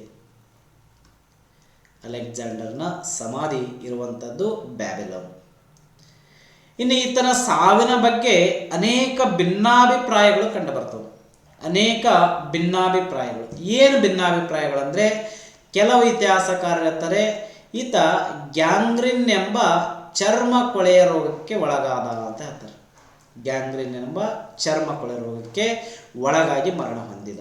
ಇನ್ನೂ ಕೆಲವು ಸಿದ್ಧಾಂತಗಳ ಪ್ರಕಾರ ಅಲೆಕ್ಸಾಂಡರ್ ಒಂದು ಮರುಭೂಮಿಯಲ್ಲಿ ಮರಣ ಹೊಂದಿದ ಅಂತ ಹೇಳ್ತಾರೆ. ಅಂದರೆ ಹೇಳ್ತಾರೆ ಅಲೆಕ್ಸಾಂಡರ್ ಭವಿಷ್ಯ ಕೇಳಿಸಿರ್ತಾನಂತ ಜ್ಯೋತಿಷಿಗಳ ಹತ್ರ. ಏನು ಭವಿಷ್ಯ ಕೇಳಿಸಿರ್ತಾನಂದರೆ, ನನಗೆ ಯಾವಾಗ ಸಾವು ಬರುತ್ತೆ, ನಾ ಯಾವಾಗ ಸಾಯ್ತೀನಿ ಅಂತೇಳಿ ಭವಿಷ್ಯ ಕೇಳಿರ್ತಾರೆ. ಅವಾಗ ಜ್ಯೋತಿಷಿಗಳು ಹೇಳಿರ್ತಾರಂತ ಅಲೆಕ್ಸಾಂಡರ್ಗೆ. ಏನು ಹೇಳಿರ್ತಾರಂದರೆ, ಈ ಭೂಮಿ ಎಲ್ಲ ಕಬ್ಬಿಣ ಆಗಬೇಕು, ಇಡೀ ಭೂಮಿ ಕಬ್ಬಿಣದ ಹೊದಿಕೆ ಆಗಬೇಕು, ಇಡೀ ಆಕಾಶ ಎಲ್ಲ ಬಂಗಾರದ ಹೊದಿಕೆ ಆಗಬೇಕು. ಭೂಮಿ ಕಬ್ಬಿಣ ಆಗಬೇಕು, ಆಕಾಶವೆಲ್ಲ ಬಂಗಾರ ಆಗಬೇಕು, ಚಿನ್ನ ಆಗಬೇಕು, ಅವಾಗ ನೀ ಸಾಯ್ತಿ ಅಂತ ಹೇಳ್ತಾರೆ. ಇವು ಫುಲ್ ಖುಷಿಯಾಗಿರ್ತಾರಂತ. ಭೂಮಿ ಕಬ್ಬಿಣ ಆಗಬೇಕು, ಆಗೋದಿಲ್ಲ. ಆಕಾಶ ಬಂಗಾರ ಆಗಬೇಕು, ಆಗೋದಿಲ್ಲ. ನಾ ಸಾಯೋದೇ ಇಲ್ಲ, ಹಿಂಗೆ ಅನ್ಕೊಂಡಿರ್ತಾನೆ. ಅವಾಗ ಒಂದು ಮರುಭೂಮಿಯಲ್ಲಿ ಹೋಗ್ತಾ ಇರ್ತಾನಂತೆ. ಹೋಗುವಂಥ ಸಮಯದಲ್ಲಿ ಏನಾಗುತ್ತೆ, ಒಮ್ಮೆದೊಮ್ಮೆಗೆ ಅಲೆಕ್ಸಾಂಡರ್ಗೆ ವಿಪರೀತವಾಗಿ ಜ್ವರ ಬಂದುಬಿಡ್ತದೆ. ಜೋರಾಗಿ ಜ್ವರ ಬಂದುಬಿಡ್ತು. ಆ ಜ್ವರದಿಂದ ನರಳ್ತಾ ಇರ್ತಾನೆ. ಅಂಥ ಟೈಮಲ್ಲಿ ಗಿಡ ಮರಗಳನ್ನು ಹುಡುಕಾಡ್ತಾರೆ. ಎಲ್ಲೂ ಗಿಡ ಮರಗಳು ಸಿಗಲಿಲ್ಲ, ನೆರಳು ಸಿಗಲಿಲ್ಲ. ಭೂಮಿ ಸುಡ್ತಾ ಇತ್ತು. ಆ ಭೂಮಿಯ ಸುಡೋದ್ರಿಂದ ತಪ್ಪಿಸ್ಬೇಕಂತೇಳಿ ಏನು ಮಾಡ್ತಾರಂದರೆ, ಎಲ್ಲ ಕಬ್ಬಿಣದ ಆಯುಧಗಳನ್ನು ತಂದು ಆ ಭೂಮಿ ಮೇಲೆ ಹಾಕ್ತಾರೆ. ಹಾಕಿ ಅದರ ಮೇಲೆ ಅಲೆಕ್ಸಾಂಡರ್ ಮಲಗಿಸ್ತಾರೆ. ಅವಾಗ ಅಲೆಕ್ಸಾಂಡರ್ ಅನ್ಕೊಂಡ, 50% ಕನ್ಫರ್ಮ್ ಆಯಿತು ಅವನಿಗೆ. ಓಹೋ, ಜ್ಯೋತಿಷಿಗಳು ಹೇಳಿದ್ದು ನನಗೆ ಸಾವು ಬರುವಂಥ ಸಮಯ ಬಂದಿದೆ. ಅವಾಗ ಅಲೆಕ್ಸಾಂಡರ್ ಹೇಳ್ತಾನಂತೆ, ನಾನು ಇಡೀ ಅರ್ಧ ಪ್ರಪಂಚವನ್ನೇ ಗೆದ್ದೀನಿ, ಯಾರಾದರೂ ಬಂದು ನನ್ನನ್ನು ಬದುಕಿಸಿದ್ರೆ ಅವರಿಗೆ ಅರ್ಧ ರಾಜ್ಯವನ್ನೇ ಬಿಟ್ಕೊಡ್ತೀನಿ ಅಂತ ಹೇಳ್ತಾನೆ. ನನ್ನ ಅರ್ಧ ರಾಜ್ಯ ಏನಿದೆಯಲ್ಲ ಅದರಾಗ ಅರ್ಧ ಬಿಟ್ಕೊಡ್ತೀನಿ ಅನ್ನಂತ. ಅವಾಗ ವೈದ್ಯರು, ಪಂಡಿತರು, ವಿದ್ವಾಂಸರು ಎಲ್ಲರೂ ಬರ್ತಾರೆ, ಟೆಸ್ಟ್ ಮಾಡ್ತಾರೆ. ಹೇಳಿದ್ದು, ಐ ಆಮ್ ಸಾರಿ, ಅಲೆಕ್ಸಾಂಡರ್ನನ್ನು ಬದುಕಿಸಕ್ಕೆ ಸಾಧ್ಯ ಇಲ್ಲ, ಹಿಂಗೆ ಹೇಳ್ಬಿಟ್ಟು. ಅವಾಗ ಅಲೆಕ್ಸಾಂಡರ್ ಹೇಳ್ತಾನೆ, ಮತ್ತೆ ಅರ್ಧ ಅಲ್ಲ ಪೂರಾ ರಾಜ್ಯ ಕೊಡ್ತೀನಿ, ಜಗತ್ತನ್ನೇ ಗೆಲ್ಲುವಂಥ ಸರ್ವಾಧಿಕಾರಿ ನಾನು, ನನ್ನ ಸಾಮ್ರಾಜ್ಯವನ್ನು ಸಂಪೂರ್ಣವಾಗಿ ಬಿಟ್ಟುಕೊಡ್ತೀನಿ, ಯಾರಾದರೂ ಬಂದು ನನ್ನನ್ನು ಕಾಪಾಡ್ರಿ ಅಂತ ಹೇಳ್ತಾರೆ. ಅವಾಗ ವೈದ್ಯರು ಎಲ್ಲರೂ ಬಂದು ಹೇಳ್ತಾರೆ, ಅವರನ್ನು ಬದುಕಕ್ಕಾಗಲ್ಲ. ಆಗ ಅಲೆಕ್ಸಾಂಡರ್ ಹೇಳೋದು ಏನಂದರೆ, ನನ್ನ ಮರಣದ ನಂತರ ನನ್ನ ಎರಡೂ ಕೈಗಳನ್ನು ಹೊರಗಡೆ ಬಿಟ್ಟು ಸಮಾಧಿ ಮಾಡ್ರಿ ಅಂತ ಹೇಳ್ತಾನೆ. ಯಾಕೆ ಹೊರಗಡೆ ಬಿಟ್ಟು ಸಮಾಧಿ ಮಾಡ್ರಿ ಅಂತ ಹೇಳ್ತಾನಂದರೆ, ಇಡೀ ಪ್ರಪಂಚವನ್ನೇ ಗೆದ್ದಿರುವಂಥ ಅಲೆಕ್ಸಾಂಡರ್, ಇಡೀ ಪ್ರಪಂಚ ಗೆಲ್ಲದೆ ಇದ್ರು ಆಲ್ಮೋಸ್ಟ್ ಏನಂದರೆ ಒಂದು 50%ಗಿಂತ ಹೆಚ್ಚು ಗೆದ್ದಿರ್ತಾನೆ. ಅಂಥ ಅಲೆಕ್ಸಾಂಡರ್ ತಾನು ಹೋಗುವಾಗ ಏನೂ ತೆಗೆದುಕೊಂಡು ಹೋಗ್ತಾ ಇಲ್ಲ, ಬರಿಗೈಯಲ್ಲೇ ಹೋಗ್ತಾ ಇದ್ದಾನೆ ಅಂತೇಳಿ ಪ್ರಪಂಚಕ್ಕೆ ತಿಳಿಲಿ ಅಂತೇಳಿ ಅಲೆಕ್ಸಾಂಡರ್ ಆ ರೀತಿಯಾಗಿ ಸಮಾಧಿ ಮಾಡ್ರಿ ಅಂತೇಳಿ ಹೇಳ್ತಾರೆ. ಒಟ್ಟಾರೆಯಾಗಿ ಕ್ರಿಸ್ತಪೂರ್ವ 323ರಲ್ಲಿ ತನ್ನ 33ನೇ ವಯಸ್ಸಿನಲ್ಲಿ ಅಲೆಕ್ಸಾಂಡರ್ ಮರಣ ಹೊಂದ್ತಾನೆ.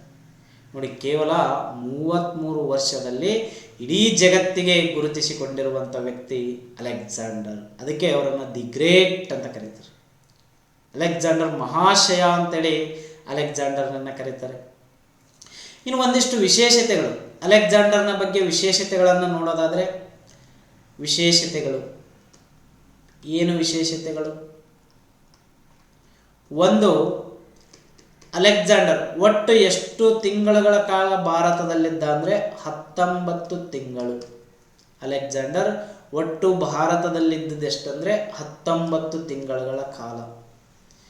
ಇನ್ನು ಅಲೆಕ್ಸಾಂಡರ್ ಭಾರತವನ್ನು ಅಂದರೆ ಅವನು ನೋಡಿರೋ ಪ್ರಕಾರ ಭಾರತಕ್ಕೆ ಏನಂತ ಕರಿತಾ ಇದ್ರು ಅಂದರೆ ಹಾಲು ಜೇನಿನ ಭೂಮಿ ಅಂತ ಕರೀತಿದ್ರು, ಹಾಲು ಜೇನಿನ ಭೂಮಿ.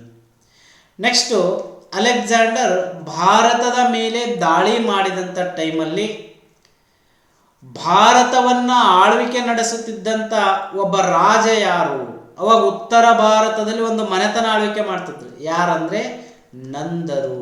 ಇದು ಕೂಡ ಸಾಕಷ್ಟು ಬೇಸಿಕ್ ಎಕ್ಸಾಮ್ಗಳಲ್ಲಿ ಕೇಳಿದ್ದಾರೆ. ಅಲೆಕ್ಸಾಂಡರ್ ಭಾರತದ ಮೇಲೆ ದಾಳಿ ಮಾಡಿದಂಥ ಸಮಯದಲ್ಲಿ ಉತ್ತರ ಭಾರತದಲ್ಲಿ ಆಳ್ವಿಕೆಯನ್ನು ನಡೆಸುತ್ತಿದ್ದಂಥ ಮನೆತನ ಯಾವುದು ಅಂತ ಕೇಳಿದರೆ ನಂದರು. ಇನ್ನು ಅಲೆಕ್ಸಾಂಡರ್ ಈಜಿಪ್ಟಿನಲ್ಲಿ ನಿರ್ಮಿಸಿದಂತಹ ನಗರ ಯಾವುದಂದರೆ ಅಲೆಕ್ಸಾಂಡ್ರಿಯಾ. ಅಲೆಕ್ಸಾಂಡರ್ ಈಜಿಪ್ಟಿನಲ್ಲಿ ನಿರ್ಮಾಣ ಮಾಡಿರುವಂತಹ ನಗರ ಯಾವುದಂದರೆ ಅಲೆಕ್ಸಾಂಡ್ರಿಯಾ ಎನ್ನುವಂಥ ನಗರ. ಇನ್ನು ಅಲೆಕ್ಸಾಂಡರ್ ಇಲ್ಲಿ ಯಾವುದು ನಾವಾಗಲೇ ಹೇಳಿದ್ವಿ, ಹೈಡಾಸ್ಪಸ್ ಕದನ. ಆ ಹೈಡಾಸ್ಪಸ್ ಕದನ ಗೆದ್ದ ಮೇಲೆ ಕಾಶ್ಮೀರಕ್ಕೆ ಹೋಗಿರ್ತಾನಂತ. ಕಾಶ್ಮೀರಕ್ಕೆ ಹೋದಾಗ ಅಲ್ಲಿನ ರಾಜ ಯಾರಂದರೆ ಅಬಿಸಾರ ಅಂತೇಳಿ. ಆ ಅಬಿಸಾರನನ್ನು ಭೇಟಿಯಾಗಿ ಅಬಿಸಾರನ ಸಾಮ್ರಾಜ್ಯವನ್ನು ವಶಪಡಿಸಿಕೊಳ್ಳಲು ಪ್ರಯತ್ನಿಸ್ತಾನೆ. ಬಟ್ ಅಬಿಸಾರ ಅದಕ್ಕೆ ಒಪ್ಪಲ್ಲ. ಬಟ್ ಅಬಿಸಾರ ಮರಣ ಹೊಂದ್ತಾನೆ. ಮರಣ ಹೊಂದಿದ ನಂತರ ಕ್ರಿಸ್ತಪೂರ್ವ 325ರಲ್ಲಿ ಅಲೆಕ್ಸಾಂಡರ್ ಏನು ಮಾಡ್ತಾನೆ, ಅಬಿಸಾರನ ಮಗನನ್ನು ಅಧಿಕಾರಕ್ಕೆ ತರ್ತಾನೆ. ಅಂದರೆ ಕಾಶ್ಮೀರದಲ್ಲಿ ಕೆಲವು ದಿನಗಳ ಕಾಲ ಅಲೆಕ್ಸಾಂಡರ್ ಇದ್ದ. ಇಷ್ಟು ಅಲೆಕ್ಸಾಂಡರ್ನ ವಿಶೇಷತೆಗಳು. ಇನ್ನು ಅಲೆಕ್ಸಾಂಡರ್ನ ಪರಿಣಾಮಗಳು, ಅಲೆಕ್ಸಾಂಡರ್ನ ದಾಳಿಯ ಪರಿಣಾಮಗಳು ಸಿಲೆಬಸ್ಸಲ್ಲೇ ಇದೆ. ಇದು ಏನೇನು ಪರಿಣಾಮಗಳಾದವು? ಅಲೆಕ್ಸಾಂಡರ್ ದಾಳಿ ಮಾಡಿದ್ದ, ಅದರಿಂದ ಏನು ಪರಿಣಾಮ ಅದು? ಭಾರತ ಮತ್ತು ಗ್ರೀಸ್ನ ನಡುವೆ, ಭಾರತ ಮತ್ತು ಗ್ರೀಸ್ನ ನಡುವೆ ನೇರ ಸಂಪರ್ಕವೇರ್ಪಡ್ತು. ಭಾರತ ಮತ್ತು ಗ್ರೀಸ್ನ ನಡುವೆ ನೇರ ಸಂಪರ್ಕ ಅಂದರೆ ವ್ಯಾಪಾರ ವಾಣಿಜ್ಯಗಳು ಸ್ಟಾರ್ಟ್ ಆದವು, ವಾಣಿಜ್ಯ ವ್ಯಾಪಾರಗಳು ಪ್ರಾರಂಭವಾದವು. ಹಾಗಾಗಿ ಗ್ರೀಕರು ಮತ್ತೆ ಬರೋಕ್ಕೆ ಸ್ಟಾರ್ಟ್ ಮಾಡ್ತಾರೆ. ಇಂಡೋ ಗ್ರೀಕರು ಬರ್ತಾರೆ, ಇದೇ ವಾಯುವ್ಯ ಭಾಗದ ಮೂಲಕ ಶಕರು ಬರ್ತಾರೆ, ಹೂಣರು ಬರ್ತಾರೆ, ಕುಶಾನರು ಬರ್ತಾರೆ. ಹಾಗಾಗಿ ಭಾರತ ಮತ್ತು ಗ್ರೀಸ್ನ ನಡುವೆ ಸಂಪರ್ಕ ಏರ್ಪಡ್ತು. ನೆಕ್ಸ್ಟು ಮತ್ತೇನಾಯ್ತಂದರೆ ಭಾರತದ ಒಂದು ನಿಖರವಾದ ಕಾಲಮಾನ ನಮಗೆ ಸಿಗ್ತೈತಿ. ಅಂದರೆ ಅಲೆಕ್ಸಾಂಡರ್ ದಾಳಿ ಮಾಡಿದ್ದು ಕ್ರಿಸ್ತಪೂರ್ವ 326. ಅದನ್ನು ಇಟ್ಕೊಂಡು ನಾವು ಅವಾಗಿನ ರಾಜರನ್ನು ಗುರುತಿಸ್ಬೋದು, ಅಲ್ಲಿಂದ ನೆಕ್ಸ್ಟ್ ಏನೇನಾದವು ಅನ್ನೋದು ಗುರುತಿಸ್ಬೋದು. ಹಾಗಾಗಿ ಕಾಲಾನುಕ್ರಮ ಅವಾಗ ನಮ್ಮ ದೇಶದ ಇತಿಹಾಸ ಜಾಸ್ತಿ ಸಿಗಲ್ಲ, ಹಾಗಾಗಿ ಆ ಕಾಲಾನುಕ್ರಮ ನಮಗೆ ಸಿಕ್ತು, ಕಾಲಮಾನವನ್ನು ಗುರುತಿಸಲಿಕ್ಕೆ ಸಾಧ್ಯ ಆಯಿತು. ಮತ್ತು ಇಲ್ಲಿ ನಮ್ಮ ದೇಶದ ಕೆಲವೊಂದು ಗ್ರಂಥಗಳನ್ನು ಗ್ರೀಕ್ ಭಾಷೆಗೆ ಭಾಷಾಂತರ ಮಾಡಿದರು. ಅಲೆಕ್ಸಾಂಡರ್ನ ದಾಳಿಯಿಂದ ನಮ್ಮ ದೇಶದ ಕೆಲವು ಗ್ರಂಥಗಳನ್ನು ಗ್ರೀಕ್ ಭಾಷೆಗೆ ಭಾಷಾಂತರ ಮಾಡ್ತಾರೆ. ಮತ್ತೆ ಏನಾಗ್ತೈತೆ ಅಂದರೆ ಅಲೆಕ್ಸಾಂಡರ್ನ ದಾಳಿಯಿಂದ ಏನಾಯ್ತಂದರೆ ಇಲ್ಲಿ ಪ್ರಾಂತ್ಯಾಧಿಕಾರಿಗಳನ್ನು ನೇಮಕ ಮಾಡೋಕ್ಕೆ ಸ್ಟಾರ್ಟ್ ಮಾಡ್ತಾರೆ. ಪ್ರಾಂತ್ಯಾಧಿಕಾರಿಗಳು ಅಂದರೆ ಇವ್ರನ್ನ ಗವರ್ನರ್ ಅಂತ ಕೂಡ ಕರಿತೀವಿ, ಗವರ್ನರ್ಸ್. ಒಂದ್ಸಲ ಕ್ವಶನ್ ಆಗಿದೆ ಇದು, ಈ ಕೆಳಗಿನ ಯಾರ ದಾಳಿಗಳಿಂದ ಭಾರತದಲ್ಲಿ ಗವರ್ನರ್ಗಳನ್ನು ನೇಮಕ ಮಾಡಲು ಪ್ರಾರಂಭಿಸಲಾಯಿತು ಅಂದರೆ ಗ್ರೀಕರ ದಾಳಿಗಳಿಂದ. ಯಾಕಂದರೆ ಅಲೆಕ್ಸಾಂಡರ್ ಭಾರತವನ್ನು ಗೆದ್ದಿರ್ತಾನೆ, ಗೆದ್ದು ಏನು ಮಾಡ್ತಾನಂದರೆ ಇಲ್ಲಿ ಪಂಜಾಬನ್ನು ಗೆದ್ದು ಆ ಪಂಜಾಬನ್ನು ನೋಡ್ಕೊಳ್ಳೋದಕ್ಕೋಸ್ಕರ ಫಿಲಿಪ್ ಅಂತೇಳಿ ಒಬ್ಬ ಗವರ್ನರನ್ನು ನೇಮಕ ಮಾಡಿ ಹೋಗಿರ್ತಾನೆ. ಅದೇ ರೀತಿ ಸಿಂಧ್ ಪ್ರಾಂತ್ಯವನ್ನು ನೋಡಿಕೊಳ್ಳೋದಕ್ಕೋಸ್ಕರ ಪೈತಾನ್ ಎಂಬ ಗವರ್ನರನ್ನು ನೇಮಕ ಮಾಡಿರ್ತಾನೆ. ಪಂಜಾಬಿನ ಉತ್ತರ ಭಾಗವನ್ನು ಅಂಬಿ ಮತ್ತು ಪೌರಸ್ನಿ ಬಿಟ್ಟುಕೊಟ್ಟಿರ್ತಾನೆ. ಅದು ನೋಡ್ರಿ, ಇದು ಕೂಡ ಕೇಳ್ಬೋದು. ಅಲೆಕ್ಸಾಂಡರ್ ತನ್ನ ದೇಶಕ್ಕೆ ವಾಪಸ್ ಹೋಗ್ಬೇಕಾದ್ರೆ ತನ್ನ ಸಾಮ್ರಾಜ್ಯವನ್ನು 2 ಭಾಗಗಳಾಗಿ ಡಿವೈಡ್ ಮಾಡಿರ್ತಾನೆ. ಭಾರತದ ಒಳಗಿನ ಪ್ರಾಂತ್ಯ, ಹೊರಗಿನ ಪ್ರಾಂತ್ಯ ಅಂತೇಳಿ. ಅದರಲ್ಲಿ ಪಂಜಾಬಿನ ಉತ್ತರ ಭಾಗವನ್ನು ಇವರಿಬ್ಬರು ಬಿಟ್ಕೊಡ್ತಾನೆ, ಅಂಬಿ ಮತ್ತು ಪೌರಸ್ನಿಗೆ. ಪಂಜಾಬಿನ ಮುಖ್ಯ ಭಾಗವನ್ನು ಫಿಲಿಪ್ಪನಿಗೆ ಬಿಟ್ಕೊಡ್ತಾನೆ. ಸಿಂಧು ಪ್ರಾಂತ್ಯವನ್ನು ಪೈತಾನ್ ಎಂಬ ಗವರ್ನರನ್ನು ನೇಮಕ ಮಾಡಿ ಅವನಿಗೆ ಬಿಡ್ತಾನೆ. ಹಾಗಾಗಿ ಇದರಿಂದ ಏನಾಯ್ತಂದರೆ ಗವರ್ನರ್ಗಳನ್ನು ನೇಮಕ ಮಾಡಲು ಪ್ರಾರಂಭ ಮಾಡ್ತಾನೆ. ಮತ್ತು ಭಾರತೀಯರಲ್ಲಿ ಒಗ್ಗಟ್ಟು ಮೂಡ್ತೈತಿ. ಯಾಕಂದರೆ ಇಲ್ಲಿ ಮಾಳ್ವಾ ಮತ್ತು ಕ್ಷುದ್ರಕರ ಮೇಲೆ ದಾಳಿ ಮಾಡಿದ್ದ ಅಂತ ಹೇಳಿದ್ ನಾವು. ಅವಾಗ ಅವರಿಬ್ಬರು ಪರಿಚಯನೇ ಇರಲಿಲ್ಲ, ಮಾಳ್ವಾದ ರಾಜ ಮತ್ತು ಕ್ಷುದ್ರಕರ ರಾಜ. ಆದರೂ ಕೂಡ ವಿದೇಶಿ ದಾಳಿಯನ್ನು ತಡೆಗಟ್ಟಬೇಕಂತೇಳಿ ಅವ್ರೇನು ಮಾಡ್ತಾರೆ, ಒಂದಾಗಿ ಅಲೆಕ್ಸಾಂಡರ್ನ ವಿರುದ್ಧ ಹೋರಾಟ ಮಾಡ್ತಾರೆ.